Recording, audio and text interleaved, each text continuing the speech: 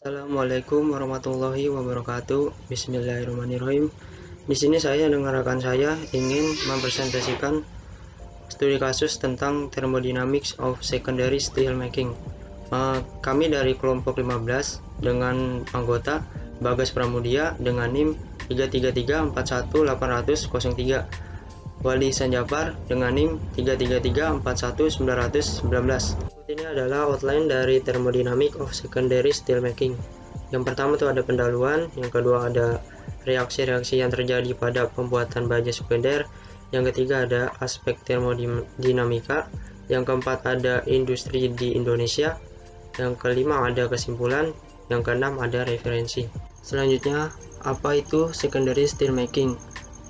Secondary steel making adalah proses lanjutan dari primary steel making, BOV maupun EAV, di mana molten steel yang dihasilkan akan disadap di sebuah ladle dan ditransfer ke bagian casting.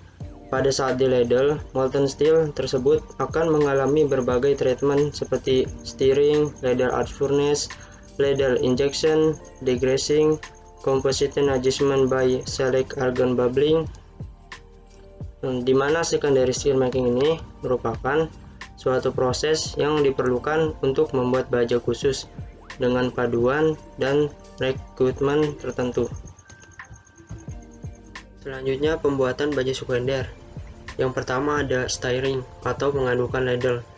Adalah operasi penting selama pembuatan baja yang bertujuan untuk menyeragamkan komposisi, menyeragamkan suhu, memfasilitasi injeksi slag metal yang penting untuk beberapa proses seperti desulfurisasi dan mempercepat penghapusan inklusi baja.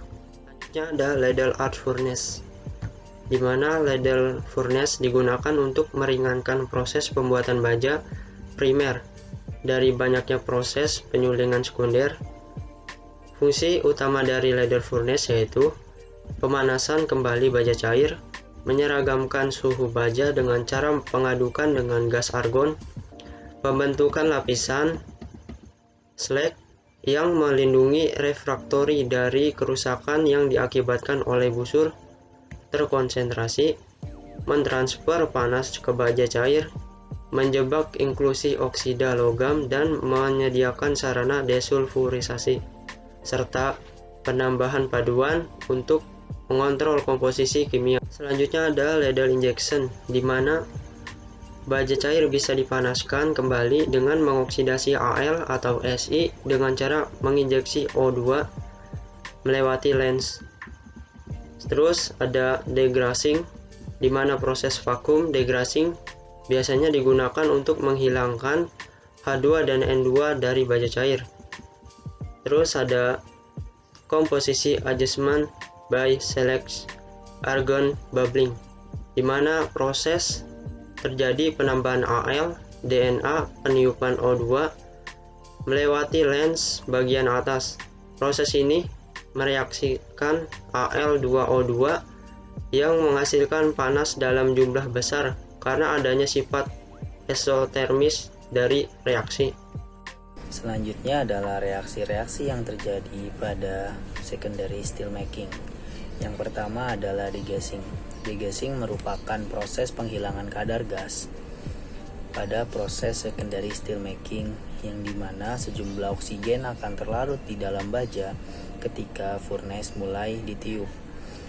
Penambahan karbon akan menghilangkan oksigen tersebut sebagai karbon monoksida, yang nantinya akan membentuk slag pada permukaan baja yang akan dihilangkan sebelum logam dicetak atau sebelum masuk pada proses selanjutnya.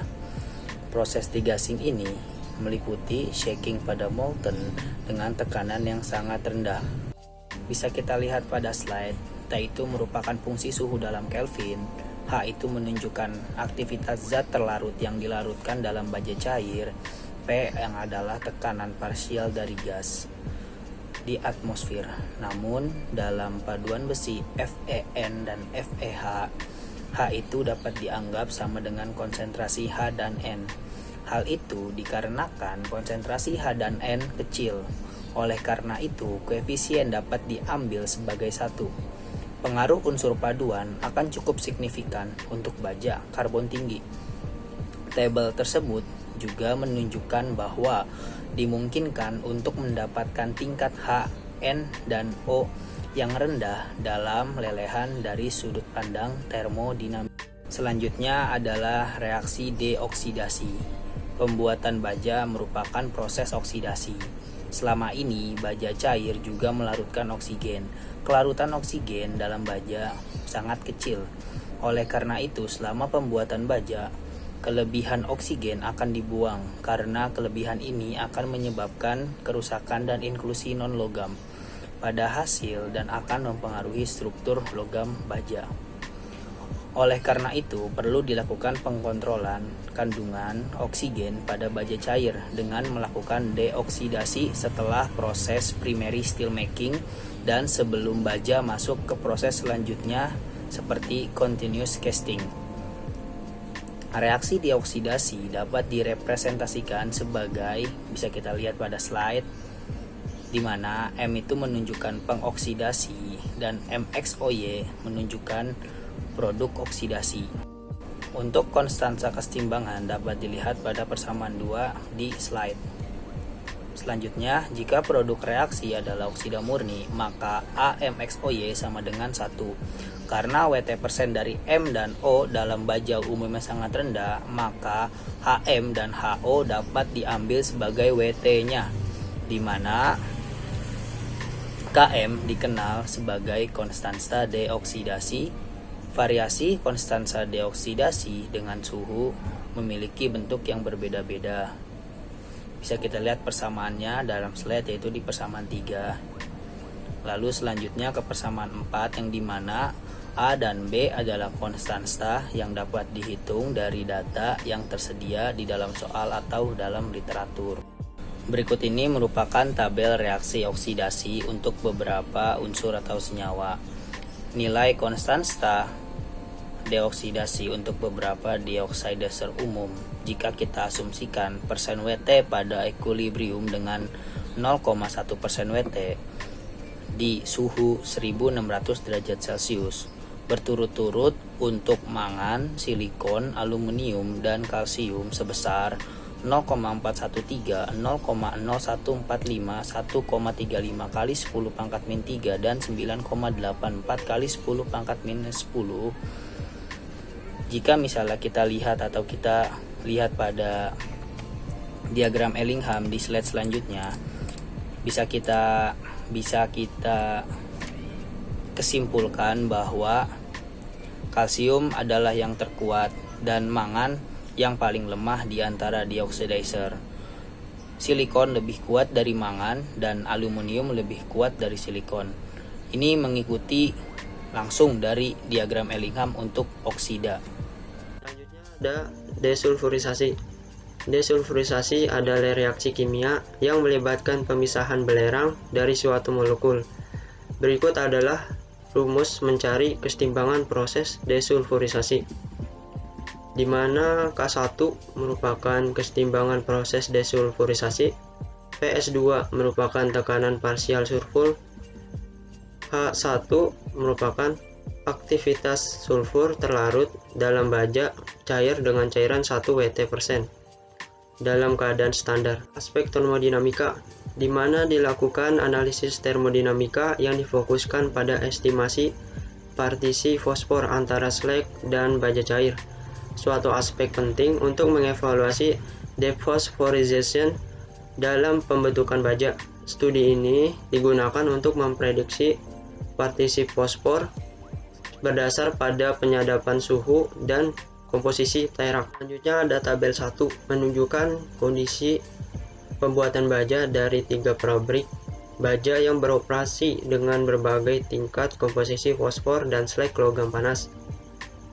Dalam kesempatan ini, saya membandingkan data dari 2 pabrik baja, yakni Plan A dan Plan B, yang dievaluasi dengan persamaan Heli, Suito, dan Inouye. Ditetapkan untuk memprediksi partisi fosfor. Nilai prediksi dibandingkan dengan nilai yang terukur. Seperti ditunjukkan pada tabel 1, di mana data dua plan BOV dengan pengadukan bawah disajikan. Pabrik A beroperasi dengan logam panas fosfor rendah, sementara pabrik B beroperasi dengan fosfor hot metal yang tinggi. Komposisi terak juga dicatat berbeda pada kedua plan, terutama yang berkaitan dengan kandungan MgO dan MnO. Ada termodinamika pada desphosphorization, di mana desphosphorization baja telah menjadi topik penelitian sejak hari-hari awal pembuatan baja.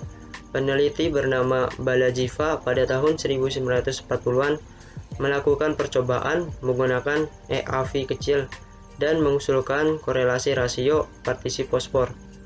Kesetimbangan dengan berbagai kimia, slag dan suhu dapat dilihat pada persamaan 1 dan 2. Besi oksida dalam terak mempengaruhi tingkat desphosphorization baja untuk dasar terak tertentu.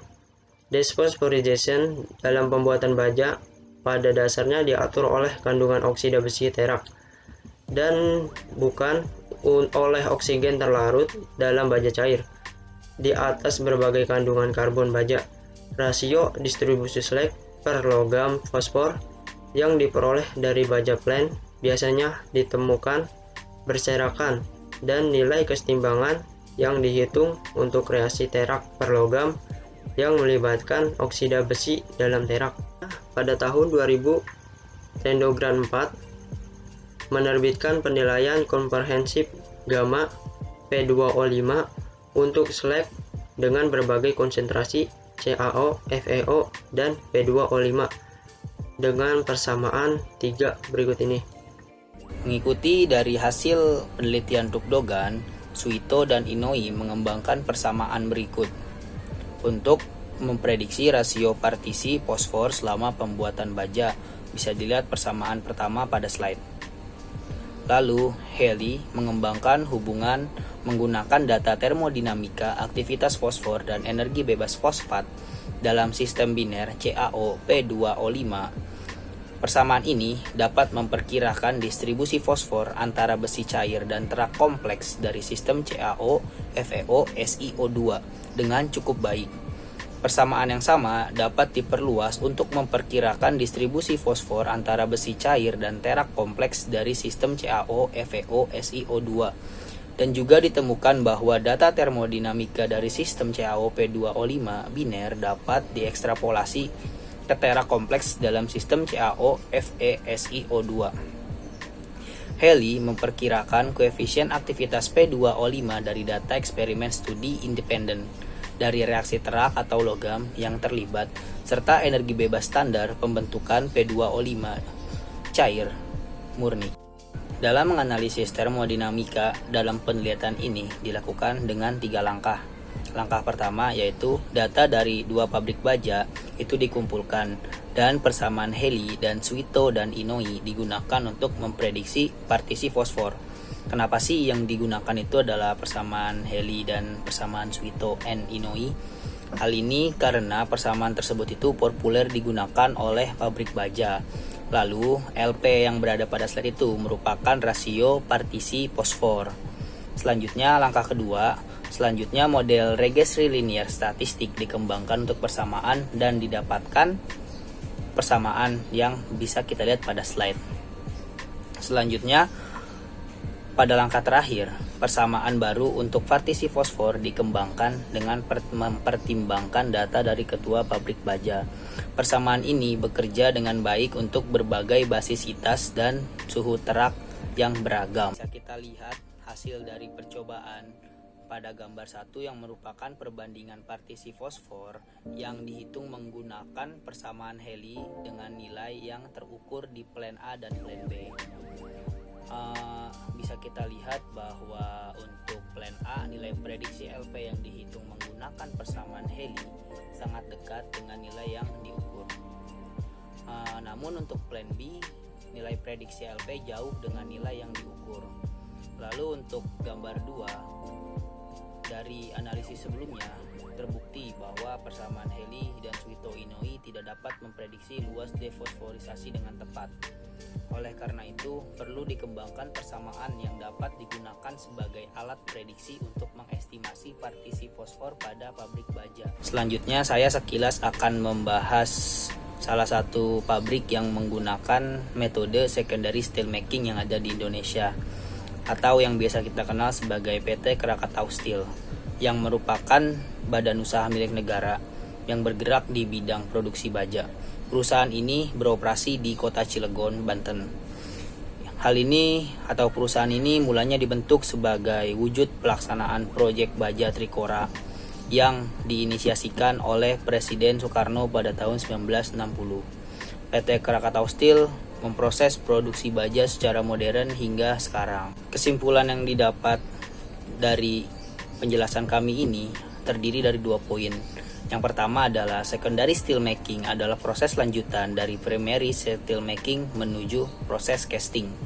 Lalu yang kedua, proses yang terjadi pada secondary steelmaking adalah deoksidasi, desulfurisasi, dekarburasi, dan degassing. Berikut ini adalah referensi yang kami gunakan dalam studi kasus Thermodynamics of Secondary Steelmaking. Bila ada kurang, mohon dimaafkan, karena manusia adalah tempatnya kekurangan. Terima kasih. Jazakumullah khairan katsiran. Wassalamualaikum warahmatullahi wabarakatuh.